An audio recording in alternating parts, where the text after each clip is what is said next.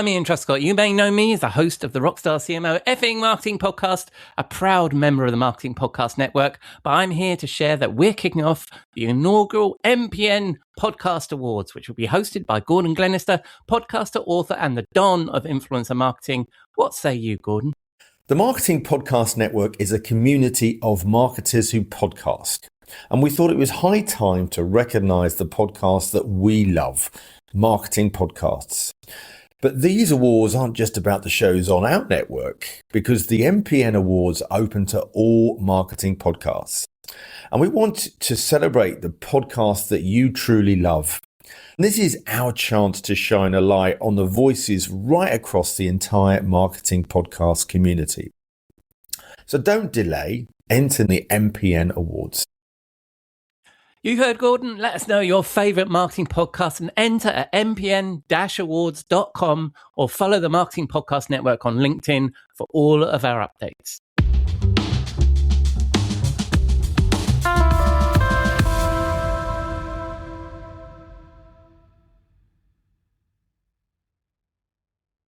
You enjoy podcasts. We know because you're listening to one. Hi, I'm Jason Falls, the executive producer of the Marketing Podcast Network. We love podcasts too, so much so that in addition to providing you with the great episode you're listening to, we also help businesses, brands, and even individuals produce their podcasts. MPN Studios offers podcast consulting and production services to help you get you or your business its very own podcast. We've helped dozens of smart people, advertising agencies, and brands develop podcasts. All you do is record your content or interview. We take that and deliver a professionally produced audio or video episode, complete with show notes, transcriptions, and even promotional clips to use on social media. And our monthly subscription prices are hard to beat. If you or your company are jonesing to have your own podcast to establish thought leadership, drive business leads, or just have fun talking about your business or topic of choice, we'd love to help. Learn more at marketingpodcasts.net/studio. That's marketingpodcasts.net/studio. Welcome to Your Radiant Spirit, a space for the conversations and colors that help you see yourself more clearly. I'm Heather Eck, an intuitive artist and guide, and I believe your soul speaks in the ways the mind can't always put into words, through color, energy, and the stories your body holds.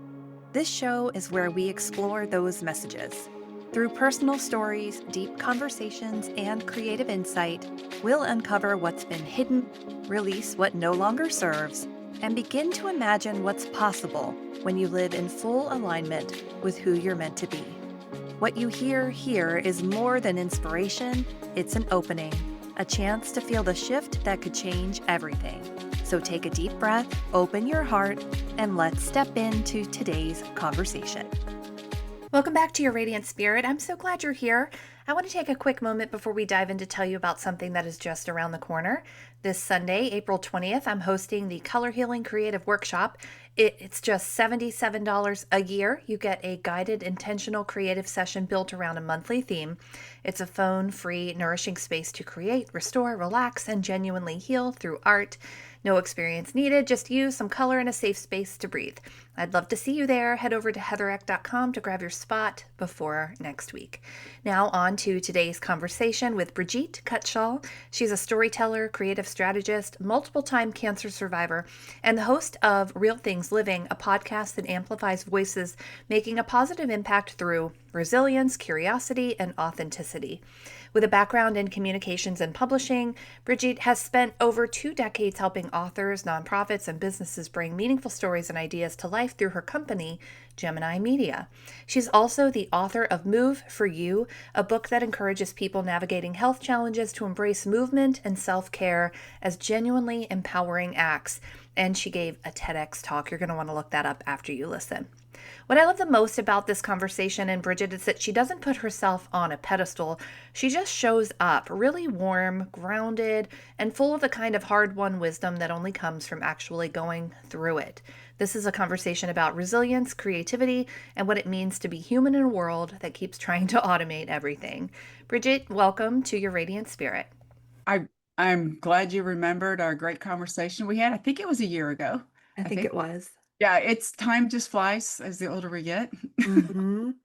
It does. And I was thinking about you because I was trying to reconnect with folks that I had interviewed with when I first started podcast guesting and never thought I'd have a show of my own. And I was like, who are the really great people that I've gotten to meet? I think that's one of the best things about podcasting. You probably know this is, I mean, you've had your show for a long time. Yeah, I started it about 6 years ago, and it's an offshoot of my first book.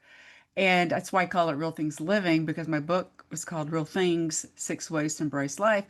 And I've always been about positivity. We all have deal with bad things, but I think it helps you I should say overcome, but it builds your resilience. And because we aren't born with it, I think Hmm.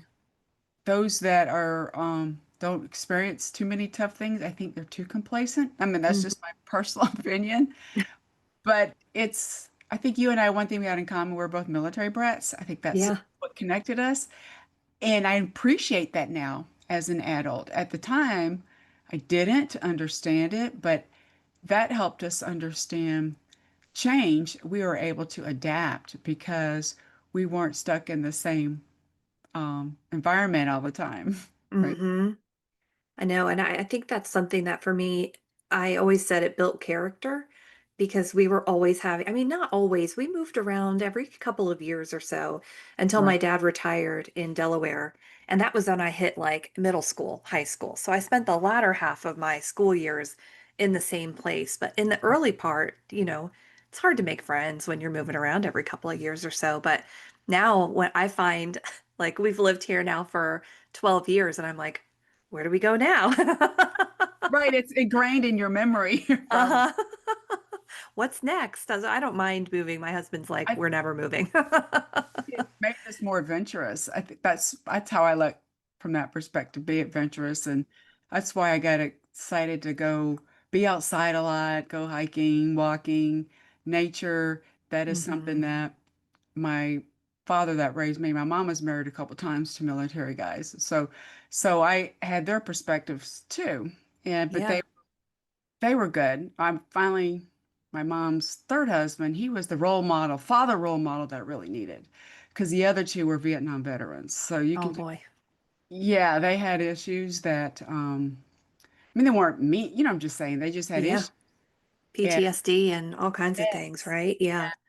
that's so my mom's third husband was the best. And she married him when I was in high school. So, and you imagine I had an attitude, but we always do when we're teenagers. When we're growing up, I know.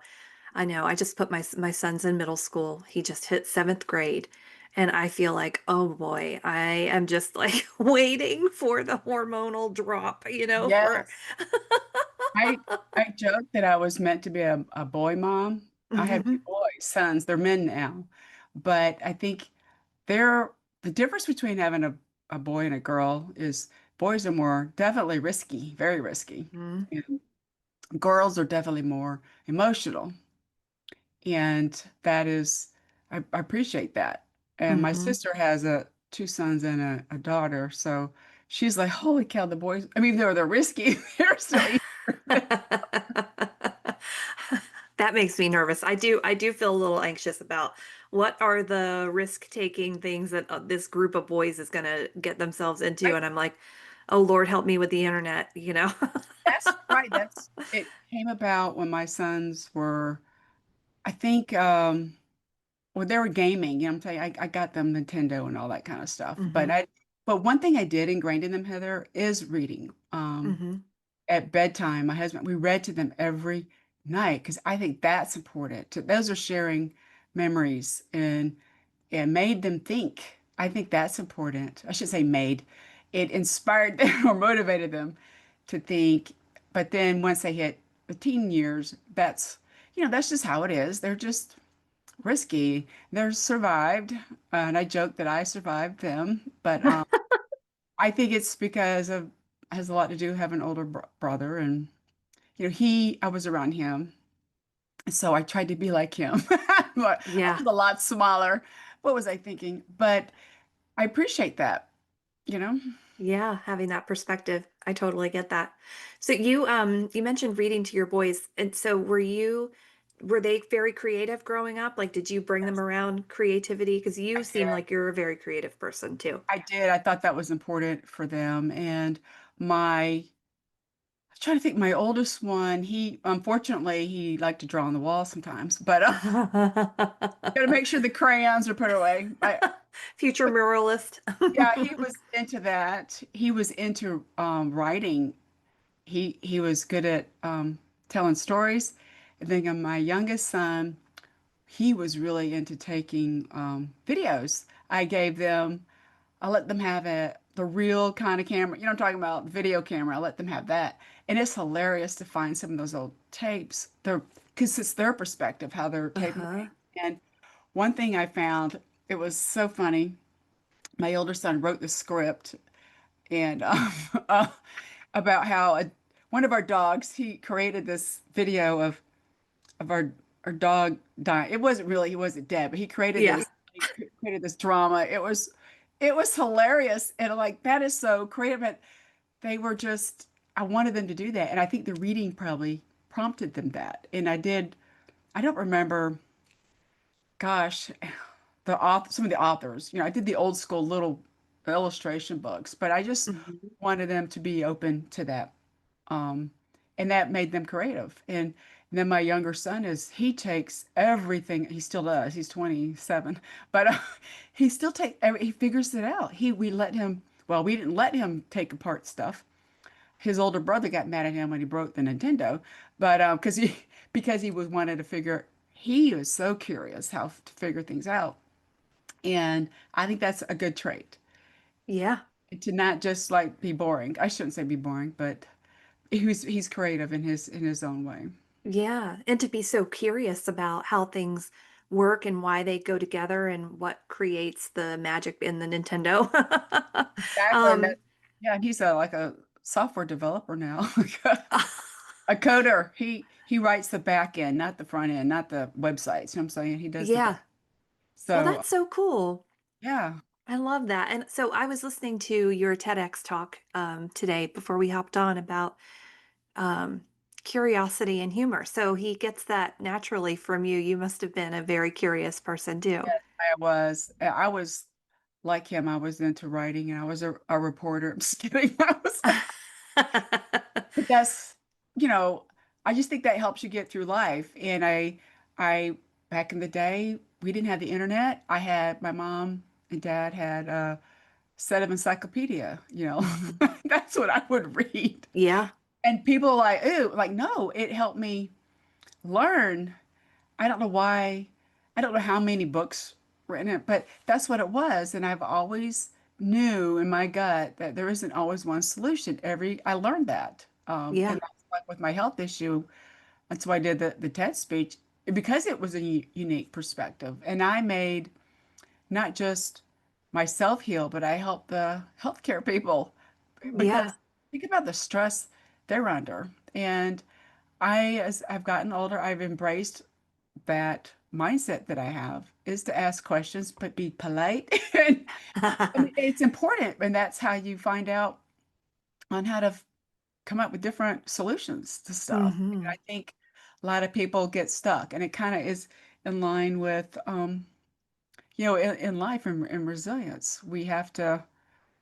This is not, I think the medical field is learning that too. There's just one solution for everybody. Yeah. It's people like me who ask a lot of questions and but then you have to be sarcastic. I think I'm wired that way. I don't know why. Maybe because I had an older brother who was that way. But humor help. You've heard about, I think I mentioned this in the speech. Laughter is the best medicine, and hmm some people think that's cliche, but it's not. It really isn't. I don't think it is. I think Yeah. you have to be in the right point of view when you're doing this. You don't want to offend people, but I think it helps release those good hormones, right? When you're under stress. And I think that's why people like comedians, right? They say stuff that are very brave, but they're perspectives you would never thought of. I'm not a comedian, but I like to be a little in the moment. I'll say stuff. I know how to read the room, right? And I think that's part of my background and my business background in publishing. Yeah. And I did a lot of speaking in the corporate world. So you learn to read the audience, right? And that's something you want to you look at what they want, not what you want to push. How's that? Yeah, yeah, absolutely. Absolutely. So you went through, you're a multiple time cancer survivor. And yet, you bring this lightness and humor around it. How did that experience shape sort of how you approach your life now? Was humor always a part of your life, or did humor kind of come in there? I probably always was, and I think it was more. I use the word humor. I'm really sarcastic, and my mom doesn't get, and I probably got that from my father. You know, my dad had a great, he would always, and then my brother.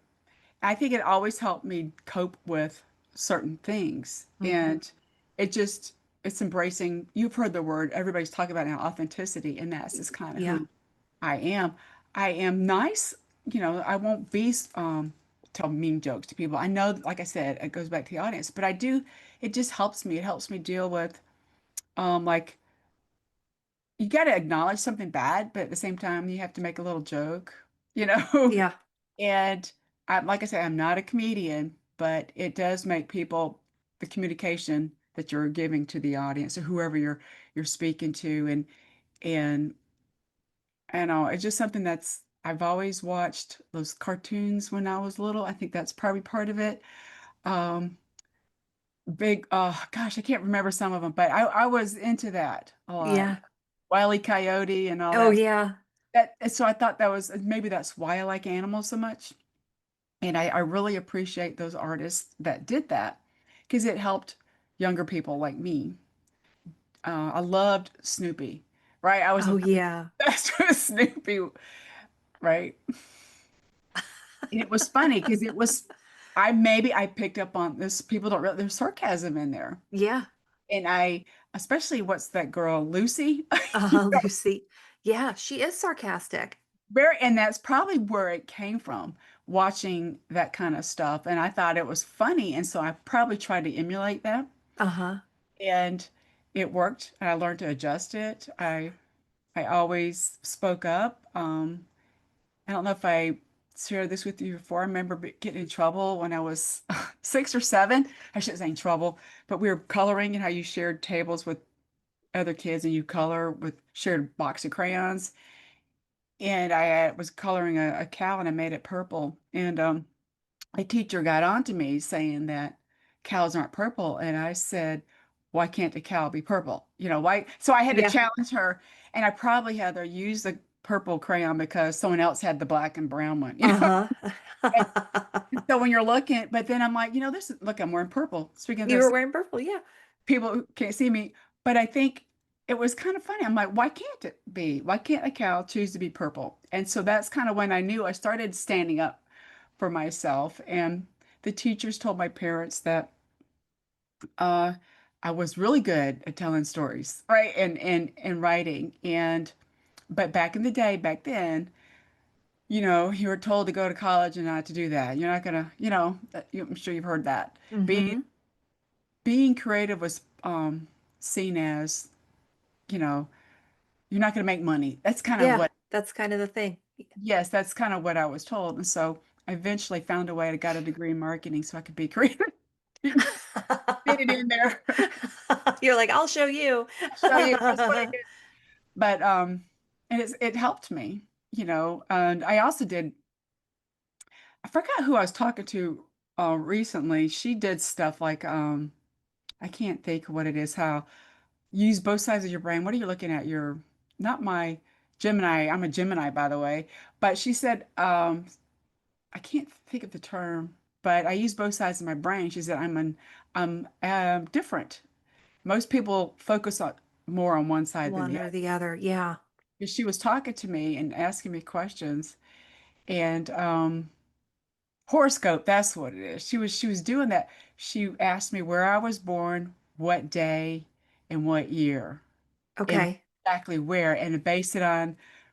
And she's like, she told me, Heather, I'm doing the right thing in this phase of my life. You're in the different part of I should say universe, but I need to focus on creativity more because that's where I'm at in my. Uh-huh.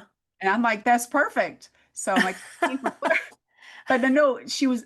she's just such a nice woman. And she has a business background too, but when she retired, she went into the horoscope view. Maybe I'm saying it wrong, but Oh, she went into astrology. yeah, she did astrology. Yeah. And Okay.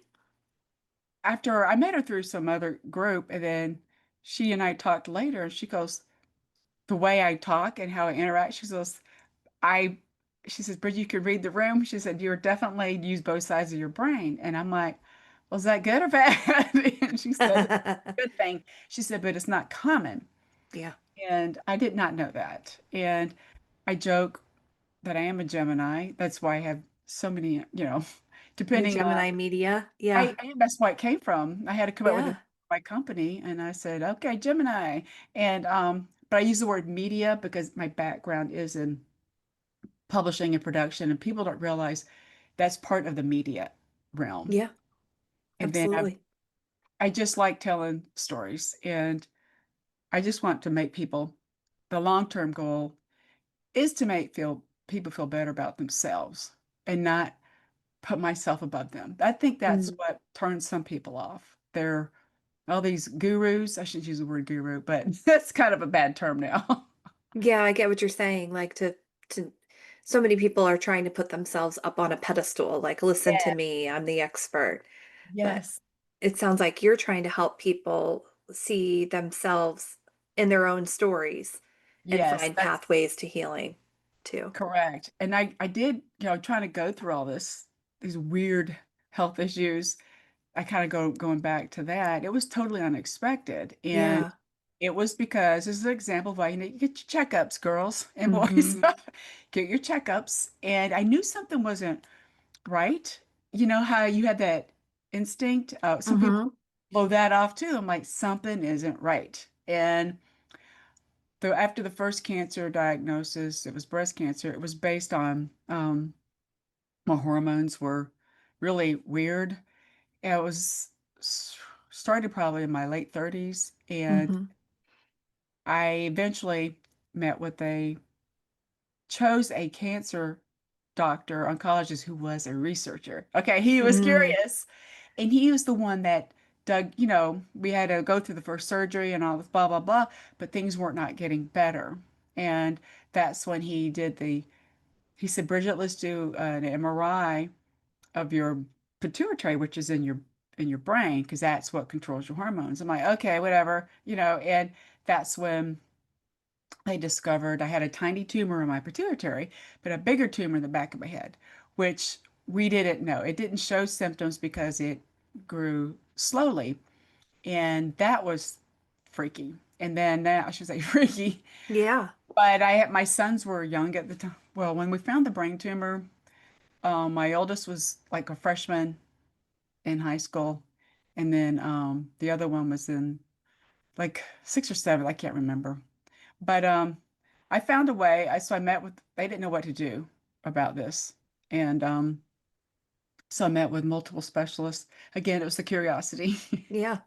and I asked a lot of questions. And then I learned, Heather, that someone had to be with me at these appointments.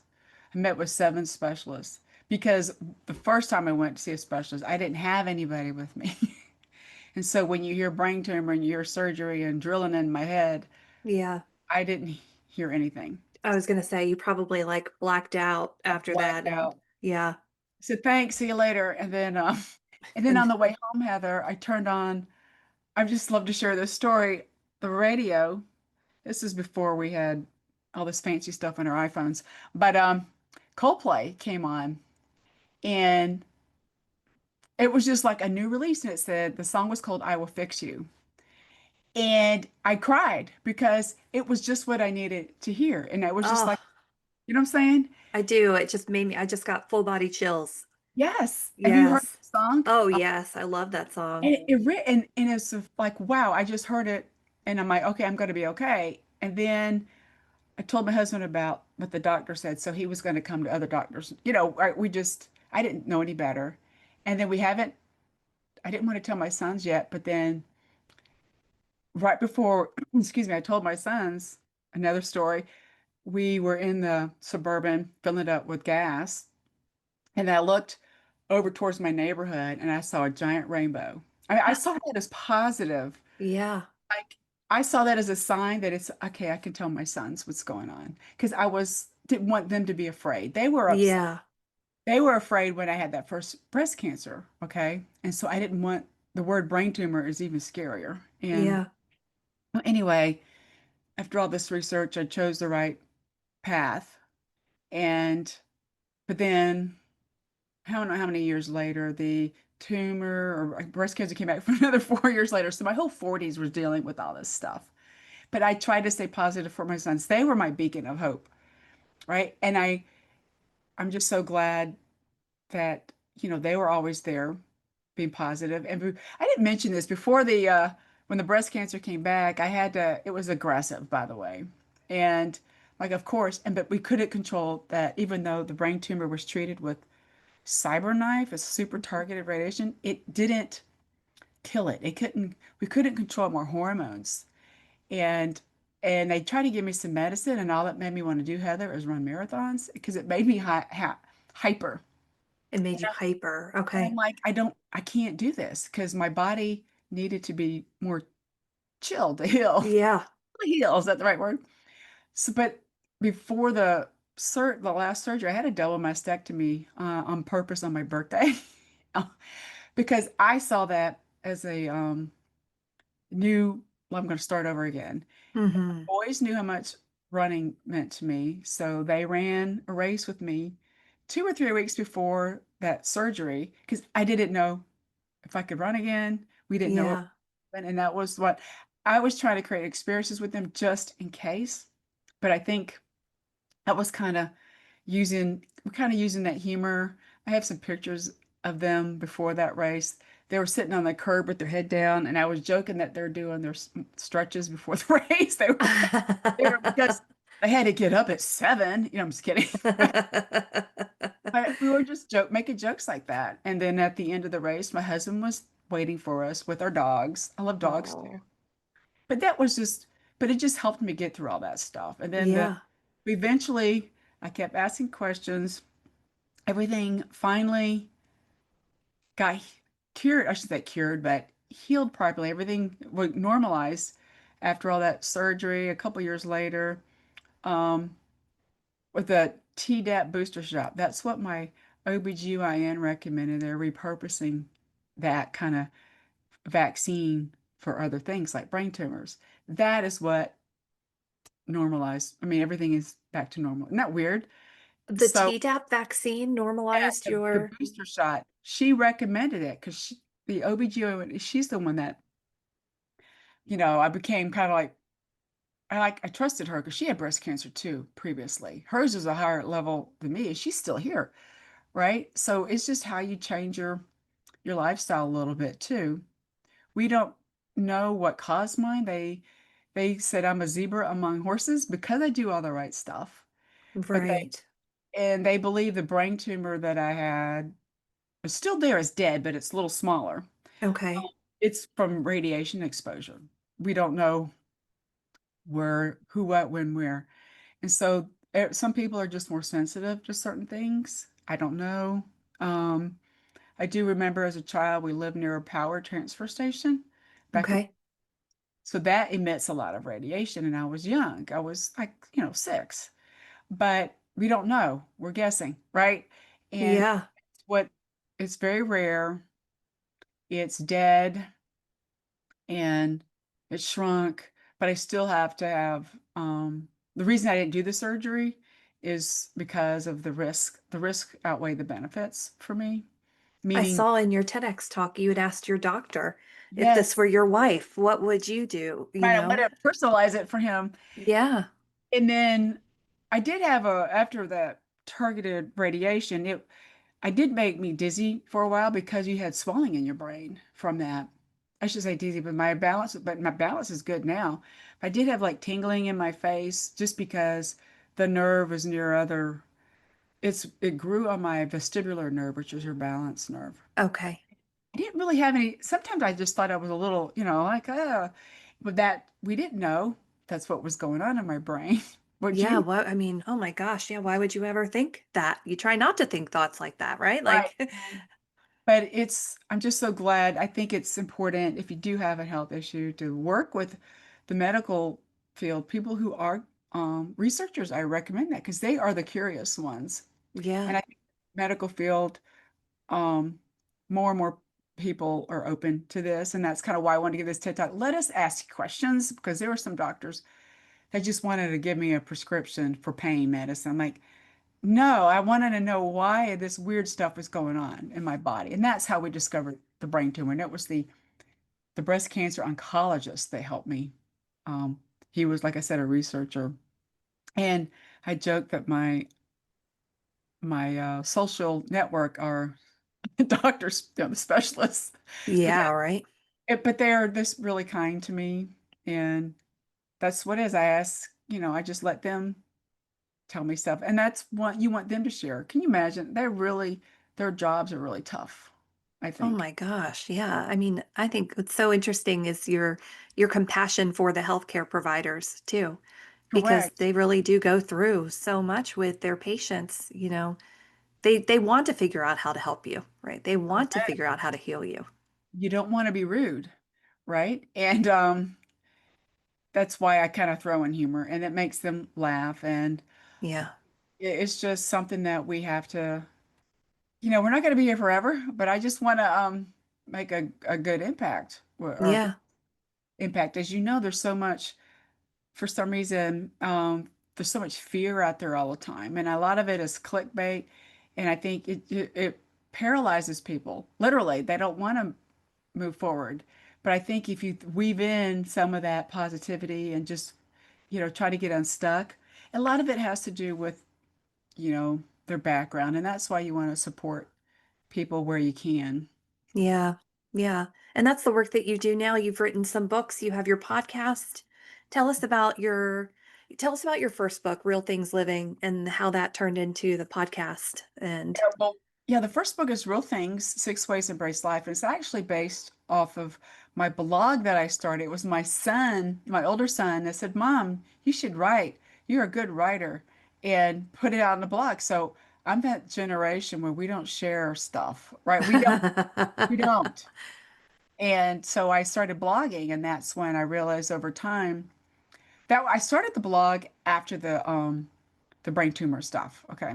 And that was hard to process and Yeah. really truly was. And writing can be therapeutic. And I should say therapeutic, but it just helped.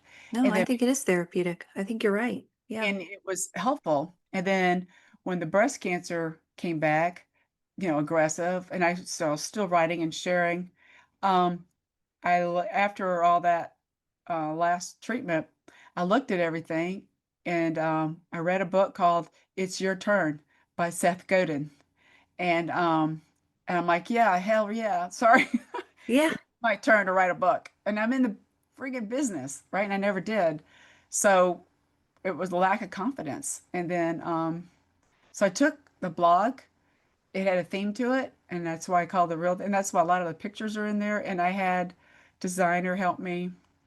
And then I presented it at the same time. I did some nutrition certification, to help make sure I'm healing properly, and which did help. So I took that book to New York, the Lincoln Jazz Center, and presented it with a bunch of other people. So that was a big deal to go to New York being half bald. And I mean, my cancer treatment was done, but my hair hadn't grown back all the way. Yeah. But so I did that, and that's how it all started. And then I didn't start the podcast. I did the first book. I published it in 2015, I believe. And Okay. then 2000 and I've wrote another book in between 2018 after my stepfather died unexpectedly, the one that was my role model that I needed. And then Seth Godin, I've always been a fan of his. And so I just follow his advice and I became kind of friends with, I should say friends. Isn't that funny? Because he's a kind person. And he was the one that started this thing called the Podcast Fellowship, and I got to go through that for free to learn about how to do it. And he emphasized it doesn't have to be perfect, just do Hmm. it. Hmm. And I'm like, okay, that's how I started it. And it was just, I think it was in the middle of the summer of 2019. And I just started to talk about my stuff. And then I got other guests on who were in the beginning other cancer patients. And then I thought, Real Things Living, we're all dealing with, that's kind of when I realized it's not just about cancer people. Everybody, some people are reaching out to me to, I mean, some of them were professional athletes, which I thought was hilarious. I don't know how they found. Interesting. Yeah. Yeah, some was I can't remember some of their names, sorry, but I think they found me. I shouldn't say promoting it, but I was sharing some links on LinkedIn because my background is corporate and that's kind of where I have a more of my social media stuff. But and that's why and that's kind of how people found me. And I'm just was being, I think you just need to be consistent or persistent, whatever it is. Yeah. I've tweaked it, Heather, trust me. I've tweaked, Yeah. you have to. And that's why people don't see me on video, but I have a background of like ivy growing on a wood fence. And but that's I've just learned to like what makes me happy, and one of them is nature and sharing stories and just connecting with people and finding moments where you can be creative. Is you just gotta like what you're doing, your painting and all that. That's just beautiful. Or Thank I you. do it with words, you know what I'm Yeah. saying? Yeah, absolutely. Absolutely. It's funny, I just went to the cardiologist this week to check on my heart because I have high blood pressure. And I was, my cardiologist is really sweet. She actually follows me on Instagram, and every time I go see her, she asks me about my art. She asks Oh, me about my art before she asks about my heart, which is so interesting to me. And she said to me at the end, she goes, now that I'm talking to you, I realize my happiest patients are the artists, the ones who are painting. They're in their 80s, their 90s. They're yeah. writing, they're quilting, they're baking, they're painting, they're teaching others. She goes, that makes them so happy. And she That's goes, a I never realized that before. That's why we need to embrace it and not downsize it. You'll find like with my book, the Real Things. I had a bunch of copies given to the chemo pod to Mm, help everybody. It made them feel better, and they were just so pre. And I did actually have the editor do this who worked. I met through Seth Godin. She works for Penguin Random House, and she wanted to look at it. I'm like, oh no, I was scared, Heather, for her to look at it, and yeah. she said, no, Bridget, it's good. It's important. And she tweaked a few things for me. So the second edition was little tweaks. But right, see, you're helping your doctor. You made your doctor happy. And that's why as a community in general, we need to help each other, support each other. And like you Hmm. had mentioned earlier, not put ourselves on a pedestal. I don't want to meet with a doctor who puts himself on a pedestal, Hmm. Right. right? And I think our culture is trying to go back that we're trying to pull back a little bit on that. And that's something that I've helped write some things about that. Um, what's the word? I should say capitalism. I'm saying the wrong word. You know what I'm saying? I know what you're We saying. we need money, but we need to do it the right way ethically. Yep. And I think that is in my heart, in your heart. We just because it could be subconsciously from being around military brats. You know what I'm saying? We Yeah. our fathers were helping the country. Yep. They put, the country first. And I so appreciate that. And that like police officers, I couldn't imagine doing that. Those are brave people. Firefighters, I've given stuff to the, like firefighters. I've written a book about, like, it's fun to run for a children's book. And I didn't illustrate it. I had an illustrator help me, but they just they're sitting too much in front of computers. And that's why Hmm. I'm reminding them, go outside, right? Go outside and play. I just use, you know, running as a metaphor because it helps me mentally probably. And I didn't mention this before, in high school, I was being recruited. They wanted me because I was a good runner, but like get a scholarship to run at like Georgia Tech. And I said no. I didn't say it that way. In my gut, I didn't want to be stressed out from running. I Mm. didn't want to run for other people.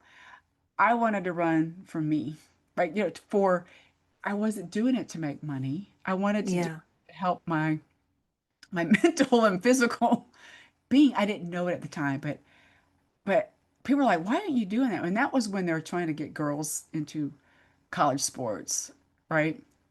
And that would have been cool to have gone to Georgia Tech, but I would have never met my husband, right? So I don't regret that kind of stuff, but I still run, but I don't do it for medals. You know what I'm saying? Yeah, you do it for you. Like you say like you want people to see movement and self-care as empowering. Right. And my last book was about Move for You because people ask me why I do this so much, and it helped me heal. It Not everybody wants to run. Some people want to bike. Some Yeah. people want to go swim. Some people want, you find what makes you happy. That's kind of what people like, oh, they think you have to go to a gym and lift weights. No, you know what I'm saying? You can go Yeah. garden. You can go cooking as movement, if you, in my personal opinion, because you're Yeah. sitting and doing all this stuff. And that's kind of why I'm trying to encourage people to just, you know, garden, get out and walk, go. And I just happen to be wired to like running. How's that? Hmm. Not a, I was never a huge fan of biking. You know what I'm saying? I've biked, but to me, biking is okay. I have to have a special bike, have special shoes and a helmet. And that's kind of how with running, I just put on some shoes. You know what I'm saying? And you're out the door. Yeah, you don't Right. have to any special equipment, just your body, That's like what it is. And yeah. swimming is good for people too. You have to, I would rather go swim like in a lake than a pool. But it's Yeah. just because I think it's the nature aspect of life. Yeah. I love that. So you're you're weaving creativity and wellness into so many spaces with your books and your podcast and everything. What's lighting you up right now? Like what are you most excited to be working on right now? I think I'm going to, well, I'm continue. I love the podcast. There's some times I'm thinking, but you know how it is. Yeah. But no, I'm getting really good feedback. So people are liking what I'm putting out there. So I'm actually going to create the idea of another children's book, but about the illustrator that helped me with the first one. He came to me and recommended this because his good friend died of lung cancer. So it illustrating helps him. Yeah. And so he said, you don't have to pay me. So I came up with this, where I'm trying to finalize the script before you illustrate anything, but about young kids who are going through not necessarily, like cancer or dealing with something or their parent and not have a character name, but so it can resonate with kids. That makes sense. Yeah. Yep. And it's about having fun in the playground, obviously. Sorry. But, like recess, don't you remember how much fun that was? I do. Yeah, I was asking my son about that because he's in seventh grade, and I said, "Are you going to get to go outside at lunchtime?" Because last year they were allowed to, and I was like, "I really hope he doesn't lose that outside time midday." Right. It's so important. About how the kids are when they're younger, they support each other more. And then kind of lifting them up. It's kind of like a star, like a light, you know what I'm saying? It's Yeah. this kid that's dealing with a health issue, or maybe it's a parent. I haven't, like I said, finalized, but that's one thing I'm working on. And I want to do more, I would like to do more speaking. Hmm. Just I was surprised at the feedback I got. People were I practice a lot, Heather, and trust me, it wasn't specific to what you just kind of like, you have to know, you have to memorize things, but it worked out just fine. But how do I repurpose that? And that's really kind of what I want to do. I don't want to like travel to Europe. You know what I'm saying? Yeah. I mean, I Yeah. like that, but I don't want to do it for a living. Yeah, I I get want to that. help people, just have them listen to that or just talk to, that's kind of why the idea of this children's book, that'll help give it to schools and probably children's hospital or something. Yeah. Just to, I want to be positive in this negative environment I find ourselves in. Yeah. And I think there's pros and cons of tech, and we want to use the tech properly and help people lift them up. You know what I'm saying? That's thankfully, my sons, they had, social media when they were growing up, but I limited it. They're men now. One's 30, one's 27, right? That's how old I am. But I just, they see a different perspective, and that we want to put that in. I think you want to plant that seed in the kids when they're younger. How's that? Yeah. Mm-hmm. And my sister is a seventh grade teacher, so she's really good with kids. And I'm hearing stuff from her. And I've gone to her school and I've, talked to kids about storytelling, you know, about that and having them share some stories that they wrote with me. And I'm giving them some editing feedback. I'm just Yeah. trying to make them feel good. And it's not perfect, but like you're doing it, you're just trying. You don't have to, it doesn't have to be perfect.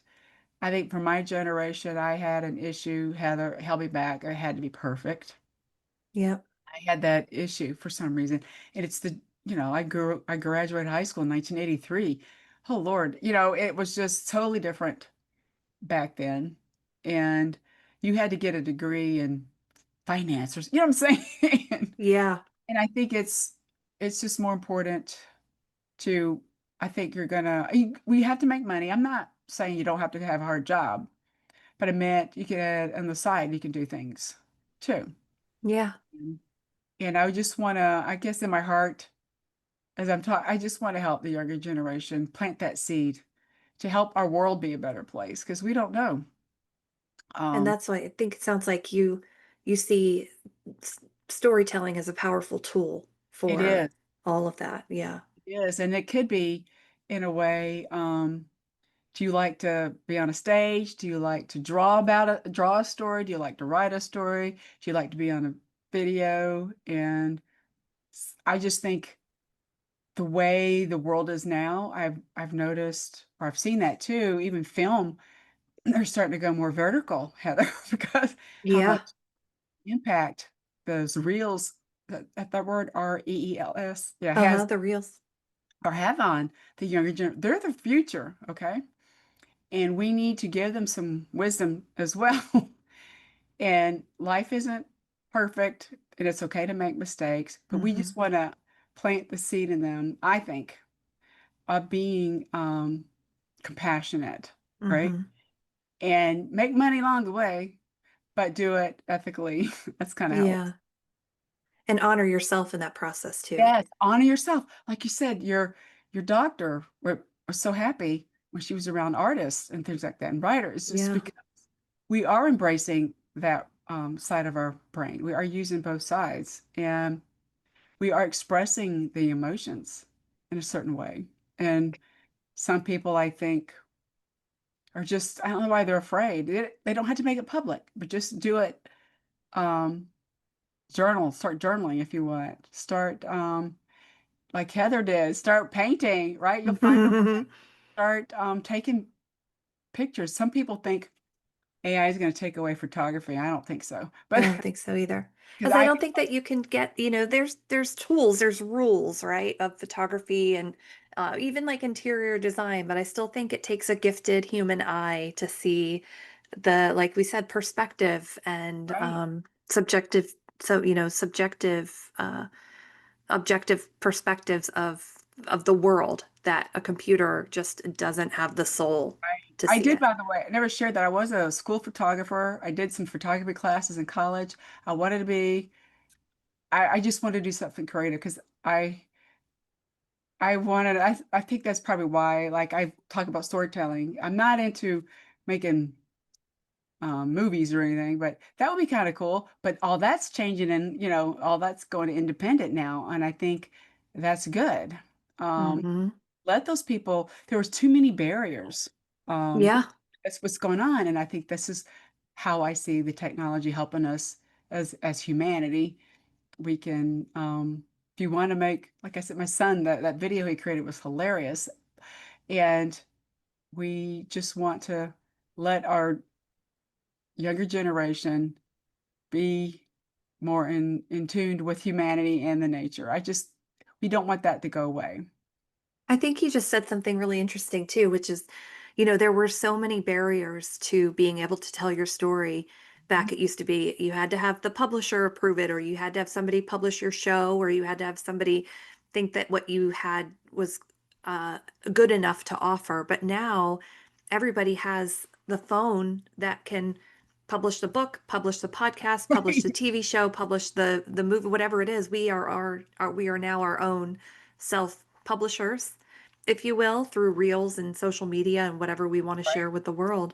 And that's, I think that that ties in so nicely with your storytelling is so powerful because we all have a story to share.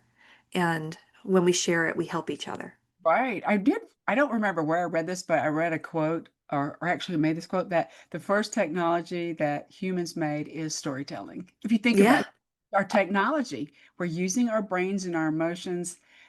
It was anonymous, but I don't, I'm a reader. Sorry, I can't. Yeah. And some people like digital books, but I like the physical for some reason because I can write notes on it or I can highlight it. Sorry. But that's kind of what I do. And people talk all these apps you can keep track of, but I know I'm from that generation where I want something physical. I do take notes on my iPhone, if I'm doing something, but Yeah. later I'll go summarize it with a, you know, pencil and piece of paper. Uh-huh. That's probably how I grew up. That technology where the younger generation, I mean, I am guilty. I shouldn't say guilty. I take pictures of everything and I go back and look at it and you can create stories out of it. And I Yeah. think that's really kind of cool, but I don't want to overwhelm people with all my stuff, but I get excited. I don't share everything publicly when I'm working on, but I just want to help promote, I joke too. I put on my LinkedIn profile that a positive perspective is my quiet rebellion because I'm just trying to, I am a little rebellious, Heather, if you think deep down, for some reason, Yeah. I don't know where that comes from. I shouldn't, like I mentioned earlier, I tell the teachers, well, my husband jokes that I'm bossy, but whatever. But, but I've learned to ask questions and make people pause and think, Well, right? I love that quiet rebellion because I think the world is sort of trying to turn all of us into negative Nellies and to think that everything Yes. is bad. And I'm the same way. I am a Pollyanna. I am almost always positive. I am always looking for the silver lining. Yes. I try to see things from everybody's perspective, you know. But It then I'll is point out rebellious, you know. it is rebellious, but not in a mean way, but we're doing it in a polite, in a kind way. And that's probably why you and I connected because we have a similar mindset. Hmm.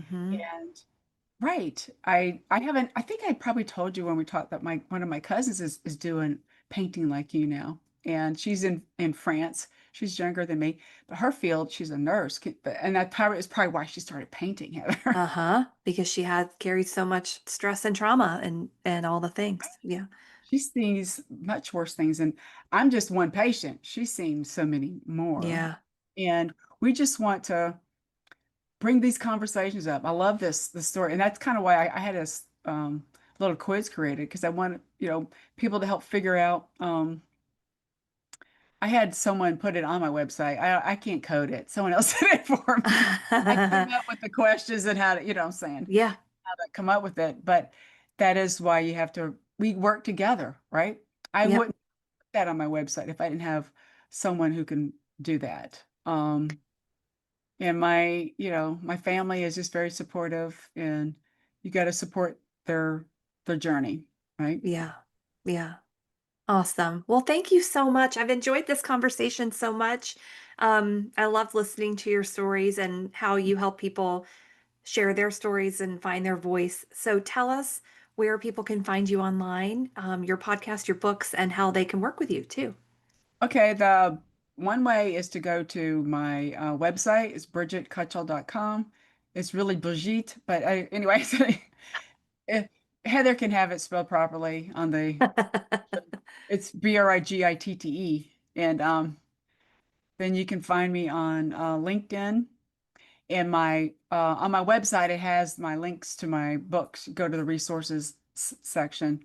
And then my podcast, if you want to watch the videos, you can go to YouTube. So Real Things Living channel. But there's also the link on my website. And That's really where, and I'm looking to help people share their stories the best way.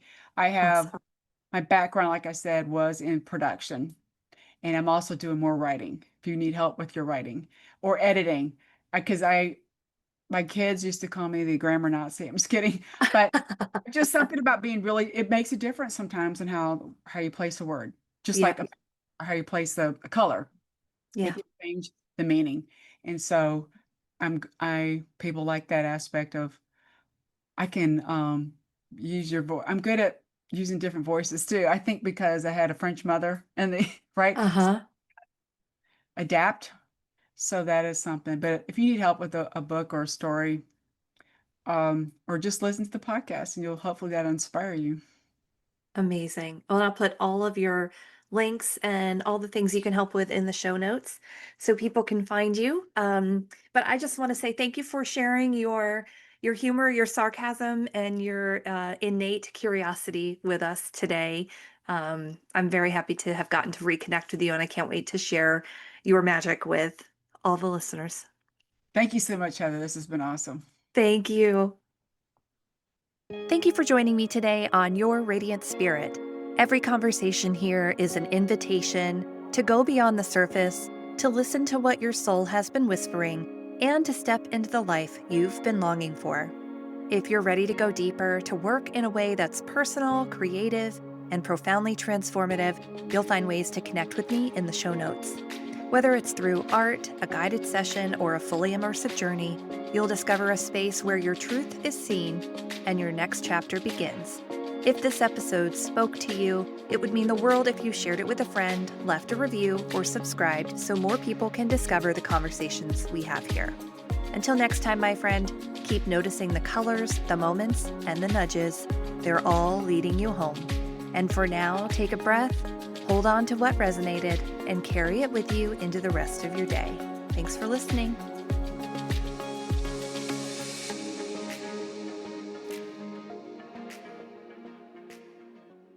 You may know you're listening to this show along the Marketing Podcast Network, but did you know there are other great shows on MPN to help your business? Heather Eck hosts an amazing show called Your Radiant Spirit. Heather, tell listeners about the show. What if the colors you're drawn to, the creative urges you ignore, and the quiet intuitive hits you brush off are actually trying to tell you something? Your Radiant Spirit is the podcast that helps you listen and live with greater clarity and purpose. And where can people subscribe? You can find and subscribe at heathereck.com/yourradiantspirit, on marketingpodcast.net, or search for it wherever you get your podcasts. You heard her. Go subscribe. This podcast is heard along the Marketing Podcast Network. For more great marketing podcasts, visit marketingpodcasts.net.